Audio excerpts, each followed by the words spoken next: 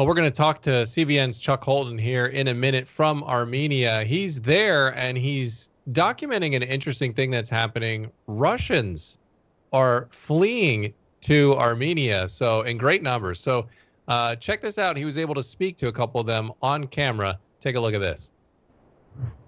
Can you tell me why you left Russia?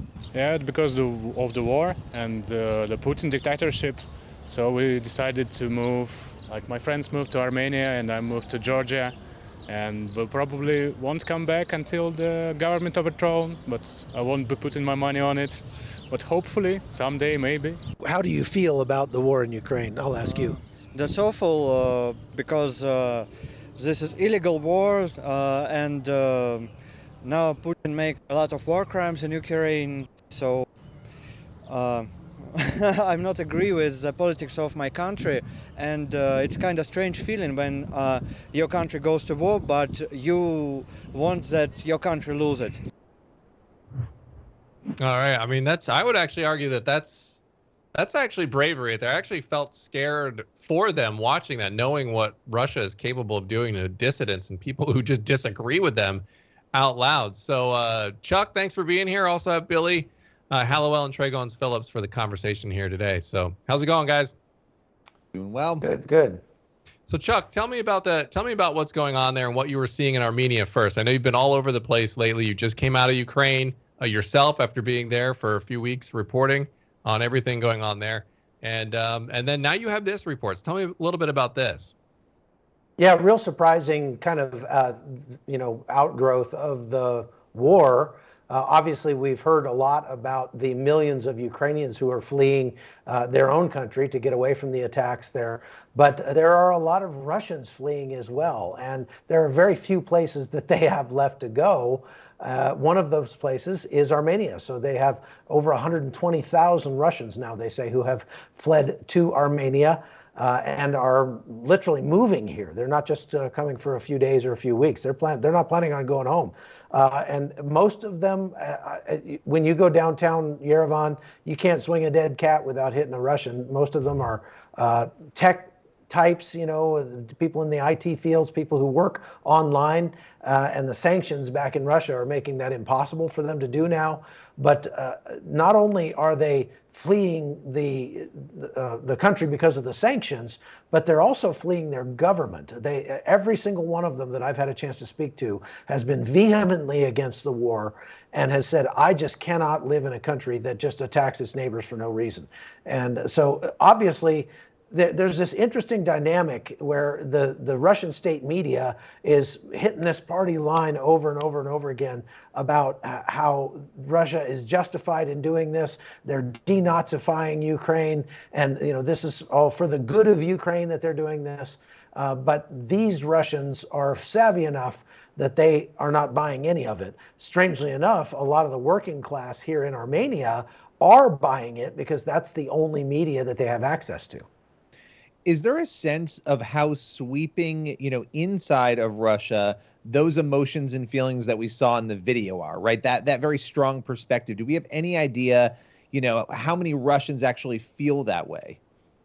Well, what I am told in talking with the Russians in the coffee shops and downtown here in Yerevan is that anybody who is in middle class or above understands what's really going on. And they're not fooled by the propaganda coming out of Russian state media.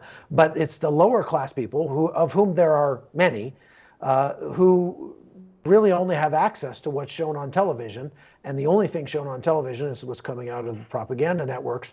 And so they swallow it hook, line, and sinker. They're all for this war. They think they're doing a good thing. And I think what it shows is that Vladimir Putin is very fast becoming the leader of the world's largest third world country, because anybody that has the means to leave is leaving and everybody else is staying. And that's the only people he's going to have to rule. Hmm. And Chuck, I don't know if you have an answer to this, but in the conversations that you've had with people, here in the United States, we talk a whole lot about misinformation and disinformation, but they are actually victims of a serious propaganda machine. So I'm wondering what's been like the turning point for some of these people that you've talked to? How are they combating that and actually getting true facts themselves about the situation? Well, I'd say many people in Russia are not getting the facts about Sure. it. And actually, here in Armenia, it's the same way. I had lunch today with a working class family, some new friends of ours that we've met. And when we got there, they had the television running the whole time during lunch. I thought that was a little weird, but they had the Russian news channel on.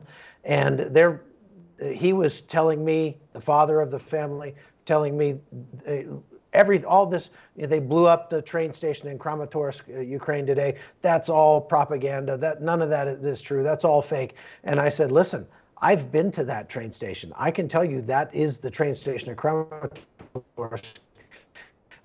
And I've been, the carnage that we're seeing out of Bucha and European is all fake, because that's what he's hearing from the news. And I said, listen, I've been there myself in the last couple of weeks. I've seen it myself with my own eyes, and it's not fake, it's real. And he thought for a minute, and he said, who's going to win this war? The one whose media can lie the best is the ones that are going to win. I thought that was a really, really kind of clever statement on his part. Yeah, it's clever, and it's also sad too. Chuck, how do the Armenians that you've talked to feel about this? Obviously, they're noticing and feeling the impacts of having thousands of Russian immigrants coming in. Are they welcoming to this? Or or are there other side effects happening? Well, there's certainly side effects. The Armenians are an incredibly generous and loving and friendly people. And so just in their nature, they are welcoming and polite and generous and friendly. But it is causing a huge spike in the cost of like rental properties, for one. So you're seeing real estate prices just go through the roof. A lot of people in Ukraine are being kicked out of their apartments so that those apartments can be rented to Russians at twice the price. Either that, or they're seeing their own rent go up. So there's a lot of consternation about that. And you have, like probably 40 flights a day coming in from Russia, with thousands more Russians every day coming in. If you go downtown and talk to the people that own the coffee shops, however, they say, this is fantastic. This is the best business we've had since the COVID crisis started, and we really needed it. So it's good in some ways and bad in others. They also are stuck in a really tight, kind of difficult position morally in this, because the Armenians, by and large, they're not friendly towards Ukraine, because when the Armenians were attacked, you're seeing that footage of the cemetery there on the screen. When the Armenians were attacked by Azerbaijan 2 years ago, the Ukrainians supported Azerbaijan in that. And so the Ukrainians, there's not a lot of love lost between the Ukrainians and the Armenians. However, when the Armenians see the images coming out of Bucha and coming out of Mariupol and places like that, they remember what it was like when their own men were coming home in body bags. They remember what it was like to see Stepanakert in Artsakh getting bombed with the same rocket launchers that are now, same kinds of rocket launchers that are now bombing Ukraine. And so they feel for the Ukrainian people, and they say, we feel very torn, because the Ukrainians have not been friendly toward our cause, but yet nobody deserves what they're being subjected to right now. And Chuck, anytime there's something happening like the situation in Ukraine and Russia, there's a desire to do as much as you can on a humanitarian level to be helpful. But refugee crises like this often have serious economic impacts. And you talked a little bit about that, but I'm wondering if you can expand on economically what these kinds of influxes mean for communities.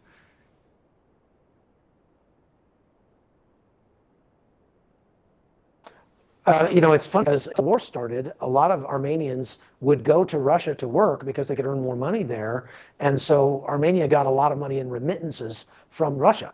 But now it's the other way around. A lot of those professionals that are working remotely, I think that it remains to be seen what the long-term effects of this will be. But in the short term, it's good economically for Armenia. It's just that it's a very quick upheaval, and so there's a lot of kind of growing pains that you're seeing from that.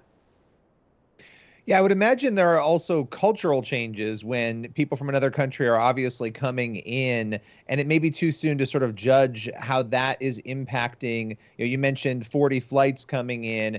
How is that unfolding, and how are people reacting to it? You mentioned some of that tension, obviously, over the issues that you detailed. So just speak a little bit to that if you can. It's surprising to me because when I got here, I could tell the difference between an Armenian and Ukrainian refugees that have come here. And so that does make for an interesting dynamic, because in that coffee shop, there could be a Ukrainian in one table and a Russian in the next table, and an Armenian in the table next to that. And so that does make for some interesting conversations for sure. And I think what we're finding is that, number one, people don't go to war, nations go to war, politicians go to war, right? So these people don't have anything against Russians, for sure. They don't have anything against individual Ukrainians. It's a fascinating dynamic. But now that I've been here for a while, the Armenian friends of mine, as we walk around town, they'll say, those are Russians, those are Russians, those are Russians. They can tell, because they dress differently and they have tattoos, where Armenians typically don't have visible tattoos. Russians tend to have to dress more sort of flamboyantly, and so there is a small cultural difference for sure. I would say Armenians would probably say it's a large cultural difference, but not in such a way that they're afraid that it's going to hurt their culture. I have seen in local Armenian media where they have specifically said, we are welcoming the Russians to our country as long as they respect our culture and don't try to change it. Chuck, before we go here, I just want to ask you your opinion, because you're a military guy, as well as obviously reporting on the ground there in Ukraine. This war is now over 40 days. I forget the exact number we're on now, but it's well over a month and heading towards 2 months. And where would you say it's at if you had to handicap, who's winning, who's losing, what, maybe even where this thing is headed? How would you sum that up right now? Russia is losing badly. And I've been saying that Russia was going to lose since about the second week of the war. Russia it's turning out that their forces, while they're very well equipped, they're very poorly trained, they're very, very poorly led, they're very poorly motivated, and they are fighting the last war, not the next war. That's how it always works with these things. So Russia has a lot of tanks. Tanks are worthless in today's day and age, when anybody with a rocket launcher that's 3 feet long can just carry that thing on their shoulder and go kill that tank. That never was the case before. But these Javelin missiles and the Switchblade fire and forget drones that they've been given are absolutely laying waste to Russian armor. They've lost over 1,000 tanks already. And if this keeps up at the rate it's been going, if this conflict makes it to 4 months, Russia will have lost every tank that they had surrounding Ukraine at the beginning of the war. That is mind-boggling. Okay, so the real question is, how does Vladimir Putin work his way out of this? He's already dialed down his expectations and said that, well, we're just going to focus on trying to take some ground in the east now and try to shore up what we've already taken there. But they have not taken any major cities. They've not taken Mariupol. They've not taken Kharkiv. They've not taken Sumy. They've all but destroyed those cities, but they've not taken them. And so really all they're holding now that they didn't hold before is a bunch of farmland. Well, that is not a sufficient outcome for the Russian people.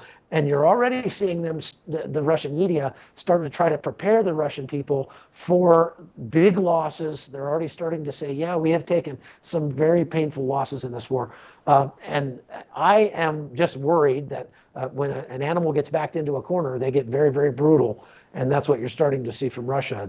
They have been reacting by, like today's attack on Kramatorsk on the train station, just killing more and more civilians and really upping that civilian cost, because every time they go up against the Ukrainian military, they lose. So I think you're going to see more of that. And I think in the end, Russia has already lost. They just haven't laid down yet. All right. CBN's Chuck Holton reporting from Armenia. Thank you, Chuck, for this information today. Appreciate it.